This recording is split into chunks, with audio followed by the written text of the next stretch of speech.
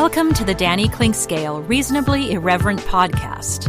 Insightful and witty commentary, probing interviews, and detours from the beaten path. Every once in a while, we have to bring out the big dog. Yeah. Oh, God help us. It's time for Danny Unleashed. Sponsored by Easton Roofing, where integrity matters. Go to eastonroofing.com for more.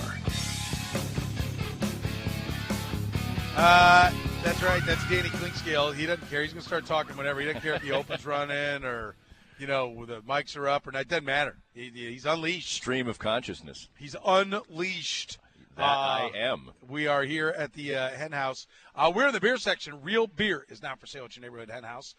You can come check it out. That's the full strength, all the way up to 6% by volume, alcohol content on the beer. Specials every single week, so come on out. Check out what is going on at your neighborhood Hen House. And today, Danny, the world-famous Clydesdales are going to be in the parking lot. I don't know if you heard us talking. Oh, yeah. That's an impressive beast. We called it really – the opposite ends of the genetic spectrum, you, right, and them. Strength versus Danny. Well, I'll say that. Say this: my ass isn't anywhere near as big as a Clydesdale's ass. That's for sure.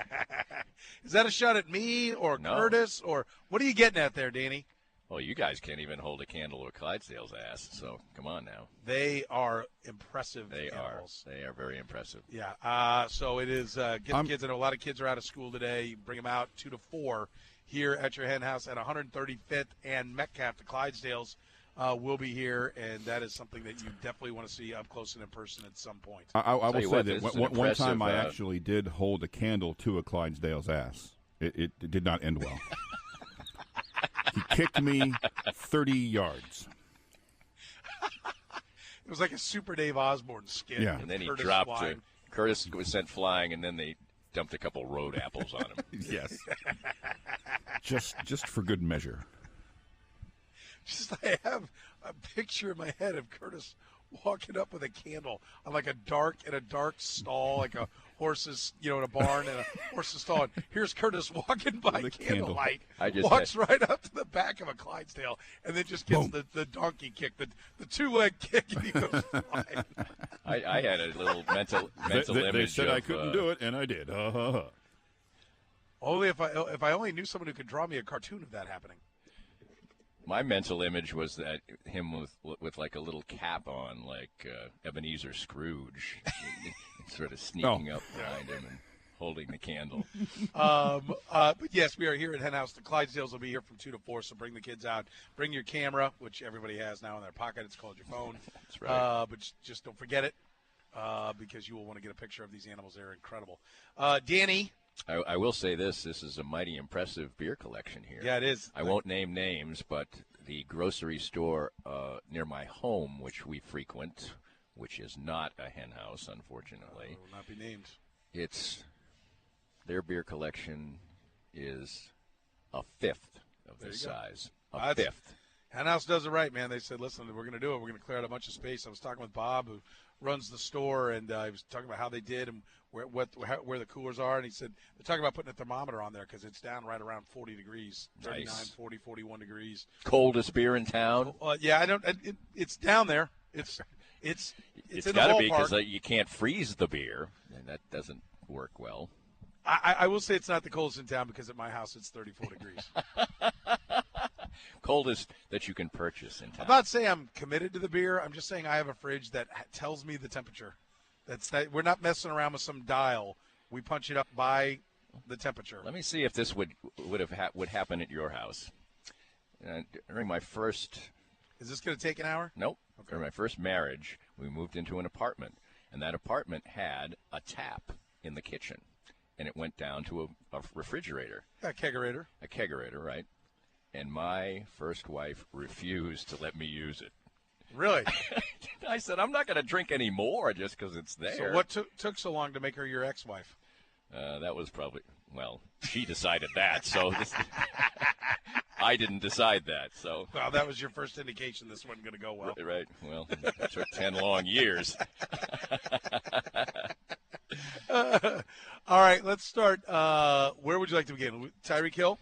I just think it's very important. I think that I don't even know why there's any mystery left now. I think with what has been reported, if that is indeed accurate, the reports by Channel 5 and by the Star, that the child has been taken out of the home, at least temporarily, that does it for me.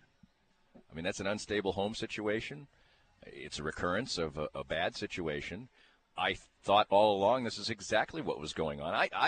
I would have come here today and said they shouldn't keep Tyreek Hill, even if those stories hadn't come out yesterday, because it's been weeks and weeks, and it's clear what has happened. There was something that happened. The police knew it. They couldn't prove it because the only people they could get as witnesses were the people involved. They weren't going to say anything. There were millions of dollars at stake. It's understandable. I mean, I'm not saying I absolved them, but it's understandable why this. Tens of millions. Yeah, literally. Yeah. And even if you take the high ground and say the woman was merely caring about her child, there's still millions of dollars there for her child and the two children she is pregnant with. Now that this is clearly at best an extremely unstable home situation by a previous offender who seemingly got to the end of his probation and said, woo, by his behavior on the field. I think we saw that. And by this behavior. So I think this. What behavior on the field? He's sort of acting the fool more last year. You know, the celebrations ramped up. He was kind of a buttoned up, didn't say anything. His post-game comments were much more just regular wide receiver, diva-ish. I will give you that he there certainly has a confidence level that has grown, much more outgoing, much more flamboyant in his words. Not saying he's been flamboyant, but more. You're right. He was buttoned down by the books, say only what I need to say. In keeping with this segment, he became unleashed. Yes. He's also become more and more successful. Mm-hmm. I don't know that you can marry up the end of probation to his comments as much as it's just he's become the thing in the NFL, and that blows up. That goes to guys' heads. I'm with you. I agree. We're 92% on exactly the same page on that. I will say this. I don't know. I'll disagree with woo-hoo. I will say that that's overstated. That's overstated.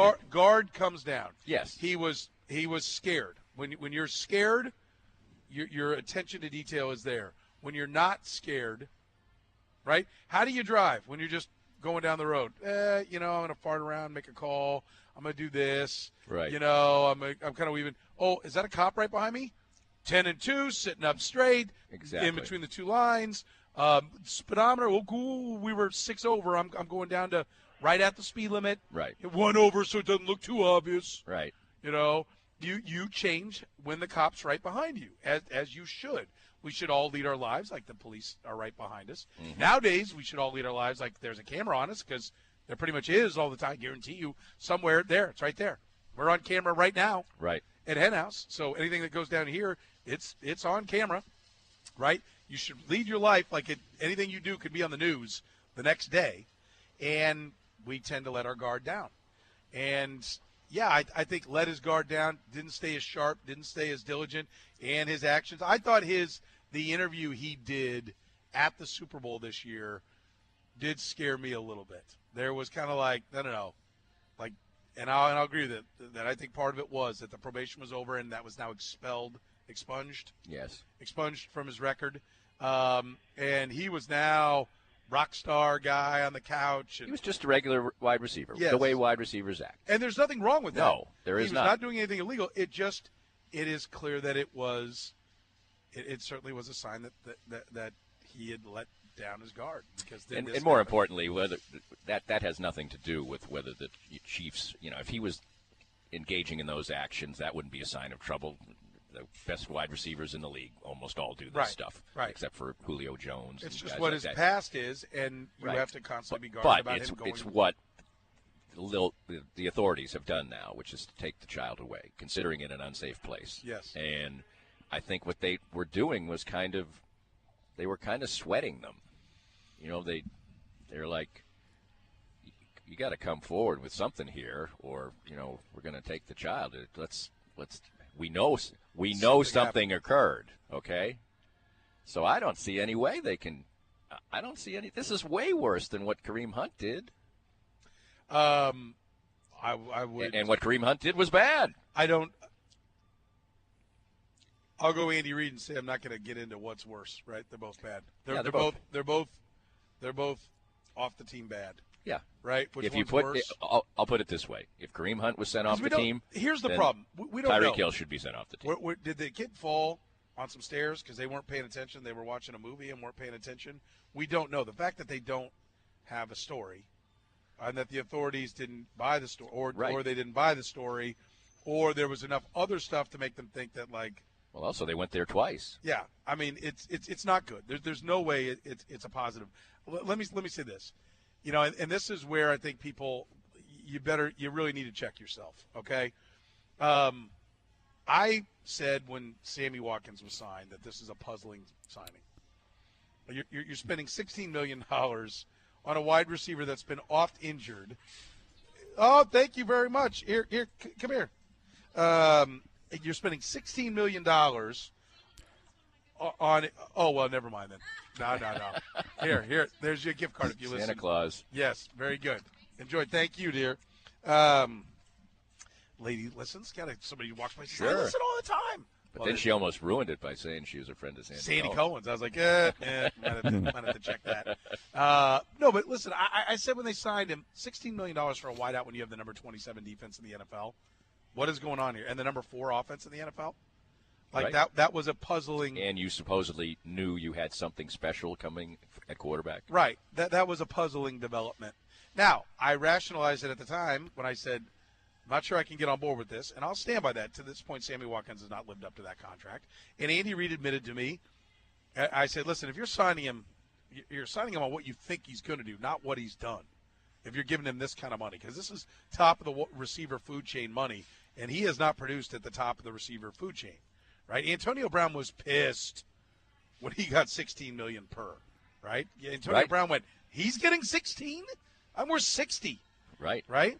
And I said at that time, because I found out shortly thereafter that Tyreek Hill had moved back in with his girlfriend, who was the one he assaulted. And I said, that would concern me if I were the Chiefs. I believe that Sammy Watkins, Andy Reid knows the way I want to run this offense, I need a guy who can be a threat to run it and catch it. And Sammy Watkins is that kind of guy. He's a bigger version, not as good, but he's a bigger model. But we saw the good Sammy Watkins. Yeah, we just didn't see it enough. We just didn't see it enough. He could be tremendous. But Andy Reid clearly had his offense, and he said, I need this component.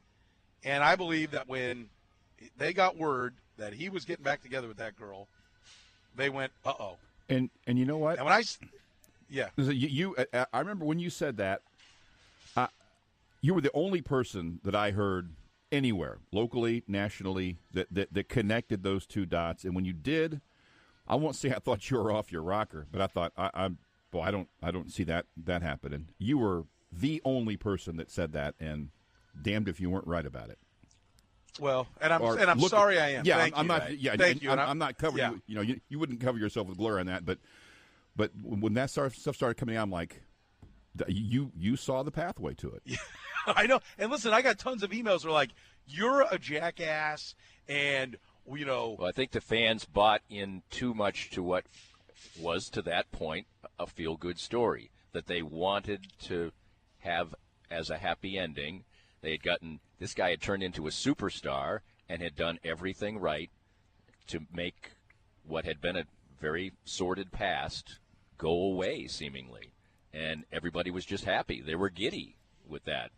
And so the possibility that what we see in statistics, that a repeat of this kind of behavior occurred, shouldn't be a surprise. It's unfortunate. It's disappointing. Well, we talk all the time about the math in sports. The math in this situation was that this would not end well. And that's what I said at the time, and nobody wanted to hear that because we all wanted to believe that it was all going to work out and Tyreek Hill was going to be great and score touchdowns and it's all perfect because that's what I want. And that's what America does now. We make decisions and we legislate and we elect people and we do things based upon what we want to be true and not necessarily what is true. Okay? And that's the problem, is people actually got pissed at me for even presenting that. Okay?